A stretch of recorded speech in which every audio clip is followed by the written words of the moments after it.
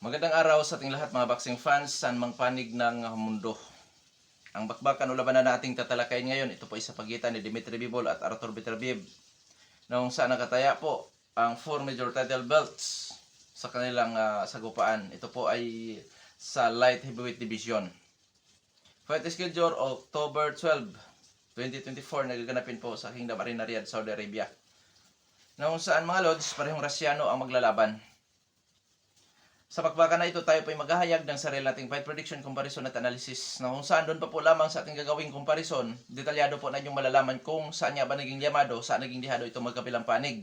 Inanyahan ko rin po kayo na panoorin ang kabuuang video at nang sa ganon, makakakuha kayo ng idea at makapagdesisyon po kayo sa inyong pipiliin na sa tingin po ninyo ay may malaking tsansa sa panalo dito po sa naturang bakbakan o sagupaan. Maaaring ang inyong desisyon ay pabor o taliwas ito sa aking pananaw o prediction sa laban, ngunit ang mahalaga ay ang makapagdesisyon po kayo. Nabanggit ko kanina na magkaroon tayo ng comparison, so marapat lamang na ating talakayin ang mga background dito sa magkabilang panig. Pero bago natin ito simulan o umpisahan, para po sa mga boxing fans na bago po lamang napadpad dito sa ating munting channel, inanyahan ko po kayo na sana suportahan po nyo sa pamamagitan po ng pag-subscribe, like, and share. At para po sa mga boxing fans na walang sawa na sumuporta at sumubaybay dito sa ating munting channel, taos puso po nagpapasalamat sa inyong lahat. Wala po nung sports page kung wala rin po kayo mga idol, kaya naman hindi na natin ito patagalin pa at simulan na natin. Tatalakayin na natin ang mga background dito sa magkabilang panig at unahin natin ang sa panig ng Unified World Champion Artur Beterbiev. Bilang isang professional boxer, itong si Artur Beterbiev ay may impresibong kartada. 20 wins, all wins coming by way of knockout, undefeated. May edad na 39 anyos. Kasalukuyang hawak ang WBC, IBF at WBO. Height 5 foot and 11.5 inches, reach 73 inches. Orthodox ang stance, knockout ratio 100%. Last fight, January 13, 2024, nakasagupan ito si Callum Smith, na kung saan panalo si Beterbiev by 7th round technical knockout. Karanasan o eksperyensya nitong si Artur Beterbiev bago ito sumabak sa professional boxing. Dati po itong lumalaban sa Olympic o amateur na may impresibong kartada, 295 wins with 5 losses lamang. At ang mga na-achieve nitong si Artur Beterbiev sa kanyang paglahok sa amateur o Olympic, noong 2007 naging silver medalist ito sa World Championship. 2008, 2009 naging gold medalist sa World Cup at sa World Championship. Additional, naging gold medalist din po ito noong 2006 and 2010 sa European Championship. At noong 2012, nakaabot po siya sa quarterfinals sa Olympic. Skills nitong si Artur Beterbiev, kabuhan, siya po ay isang boxer puncher. Pagka sinasabi nating boxer puncher, pwede siyang maging pressure fighter style, defensive style, lumalaban sa brulan, tututuro bakbakan, may counter punching style. Masipag din ito kung bumabato ng suntok, taglay ang power, timing at accuracy. Pagdating po sa depensa, average lang din po ang kanyang depensa, na kung saan may mga openings na kung delikado na samantala. So sa panig naman itong kanyang makatunggali, kapwa niya Rusyano na si Dmitry Bivol. Bilang isang professional boxer din po, may impresibong kartada si Dmitry Bivol. 23 wins with 12 wins coming by way of knockout, undefeated din po. May edad lamang na 33 anyos, kasalukuyang hawak ang WBA at IBO. Height 6 foot, flat, reach 72 inches, orthodox din ang stance, knockout ratio 52.17%. Last fight nitong si Dmitry Bivol, June 1, 2024, nakasagupan niya ang Libyan fighter na si Malik Sainad, na kung saan panalo si Dmitry Bivol by 6 round technical knockout. Karanasan o eksperyensya ni Dmitry Bivol bago ito pumasok sa professional boxing, siya po ay dating lumalaban din sa amateur. Katunayan, may impresibong kartada sa amateur fights ito na umaabot po sa 268 wins with 15 losses lamang. At 2 beses ito naging kampiyon sa tournament na tinatawag World Championship. At noong 2008, naging bronze medalist ito sa AIBA sa middleweight division, mga lods. So sa skills naman, itong si Dmitry Bivol, pangkalahatan, technical fighter. Pagka sinasabi natin technical fighter, magaling sa opensa, may husay pagdating mo sa depensa. Taglay din ito ang volume sa pagbato ng suntok, hand speed, siyempre may power din po, timing at accuracy. So, ngayon dadako na tayo sa ating gagawing comparison. Sa ranking ng BoxRec, although hawak nitong si Artur Beterbiev ang tatlong major title belt, Rank 1 si Bibol, rank 2 si Beterbiev. So dikit po sila sa ranking ng boxing scene.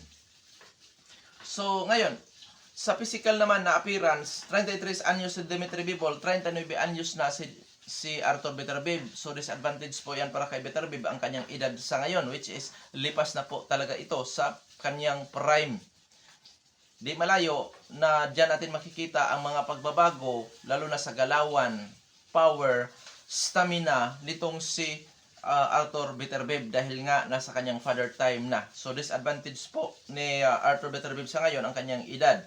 Sa height, half inch lamang po si Dimitri Bivol. Sa reach, 1 inch lamang naman si Arthur Beterbiev. Parehong orthodox ang maglalaban. Pagdating po sa knockout ratio, mas lamang po si Arthur Beterbiev, which is 100% ang kanyang knockout ratio, samantalang si Dimitri Bivol ay may knockout ratio na 52.17%. So sa activity, parehong aktibo. Sa experience, 50-50 po tayo dyan. Pareho silang may mga karanasan po pagdating po sa amateur or sa Olympic or dating mga Olympian itong maglalaban. At pangalawa, sa uri ng kinalaban sa pro boxing, which is hindi rin po sila magkakalayo. Kapwa nila nakalaban, si Joe Smith Jr. Noong saan, nung nakasagupan ni Dimitri Bivol si Smith, na ipanalo lamang ni Bivol ang laban by unanimous decision. Kay Arthur Beterbiev naman, ninockout niya sa loob lamang ng second round si Joe Smith Jr. So sa skills, boxer puncher kontra technical fighter. So may kalamangan po ang technical fighter, lalo na pagdating po sa opinsa at dipinsa. Pero dito sa panig naman ni Arthur Beterbiev, yung kanyang opinsa po ay hindi rin po yan matatawaran. Lamang yung dipinsa, lamang po talaga si Dimitri Bivol. Pero tandaan natin na power puncher si Arthur Beterbiev. So, skills versus power ang kinalabasan dito sa bakbakan. At alam naman natin na sa boxing, yan po ay pautakan, hindi lang palakasan. Okay, ngayon, sino llamado? So, nasabi ko na sa inyo kanina ang disadvantage ni Arthur Beterbiev. Edad. Pero nakadepende pa rin po yan sa kanyang preparasyon na sana hindi ito na overtrend, na sana hindi ito masusunog sa ensayo. Kumbaga, sana sa madaling salita, sana nasa magandang body conditioning itong si Arthur Beterbiev para naman makakakita tayo ng isang umatekabong bakbakan, isang maaksyon na labanan. So dito 50-50 sa ating comparison pangkalahatan itong magkabilang panig. Oo, para sa akin 50-50 ito. Pero nasabi ko na sa inyo kanina ang mga disadvantages sa panig ni Arthur Beterbiev, which is major po yan, edad, father time na. So ngayon dadako na tayo sa ating prediction sa laban. Mahirap pumili, sa totoo lang, dahil 50-50 ito. Oo, mahirap talagang pumili dahil 50-50 ito para sa akin. Pagka sinasabi kasi natin 50-50, pareho silang may malaking tsansa sa panalo. Nakadepende na lang po yan sa diskarte.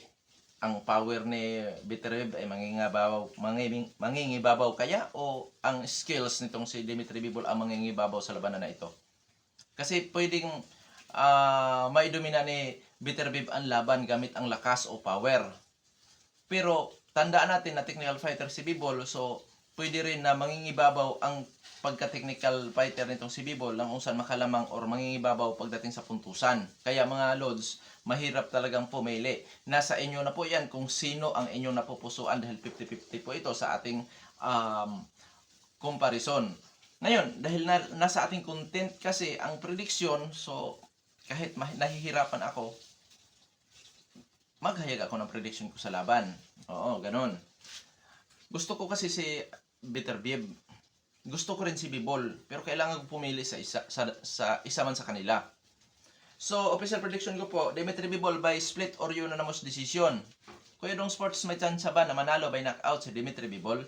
Sa tingin ko, oo, sa later rounds.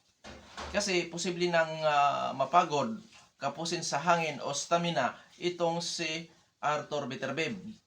Una, knockout artist ito. Malimit na sa kanyang mga laban ay hindi po umaabot sa sukdulang rounds. At idagdag pa natin yung kanyang edad na kung saan baka aapekto na yan. So, pwedeng mapagod yan sa later rounds. So, may chance si Bivol na manalo by technical knockout or knockout later rounds. Mga 10 to 12, ganyan. So, pabor ako kay Dimitri Bivol na mananalo siya dito para sa akin. Ngayon, dahil boxing ito at 50-50 sa ating comparison, sa panig naman itong si Arthur Beterbiev, mga idol, masasabi ko na pinaka-tsansa niya para manalo ay ang ma-knock out niya si Dimitri Bivol. Manong round kaya, mga lods, 1 to 10, posible niyang madali yan si Bivol. Imposible hindi yan matatamaan. Oo. Posibleng hindi matatamaan yan. Natatamaan nga ni Canelo Alvarez na di hamak na pandak si Canelo Alvarez at hindi talaga division ni Canelo Alvarez ang light heavyweight division. Paano pa kaya si Arthur Beterbiev na talagang dito po yan.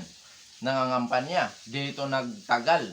Dito nananatili sa light heavyweight division. So mga idol, may tendency talaga. Kundi man mapabagsak yan ni Arthur Beterbiev, kung di man knock out ni Arthur Beterbiev itong si Bivol, baka makatikim pa ng bagsak si Bivol sa kanong pagkakataon dito. Bagamat hindi pa natin nakikita na napabagsak itong si Dimitri Bivol, pero for the first time siya mapapalaban sa ganito ka power puncher, ganito ka delikadong opponent na katulad ni Arthur Beterbiev. At di rin kagulat-gulat na mabagsak dyan si Beterbiev dahil masasabi nating sa taglay na skills ni Dimitri Bivol, di malayo na makounter din niya itong si Arthur Beterbiev. Oo. Kaya abangan natin, napakagandang laban ito. Bagamat pabor ako kay Dimitri Bivol na mananalo, pero mga lods, 50-50 sa ating comparison, ibig sabihin may malaking tsansa din po si Arthur Beterbiev na manalo by knockout. At kahit sa puntusan, may tsansa pa rin po yan. Dahil nga sa power na taglay-taglay nitong si Arthur Beterbiev. Ang maglalaban dito, skills versus power. Oo. Posibleng mapawalang bisa ang power dahil sa skills ni Bivol.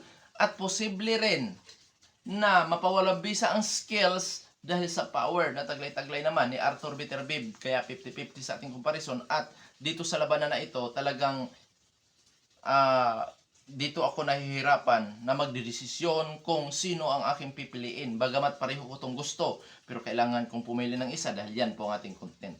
Hanggang dito na lamang, ito pa nung Sports PH. Maraming salamat po.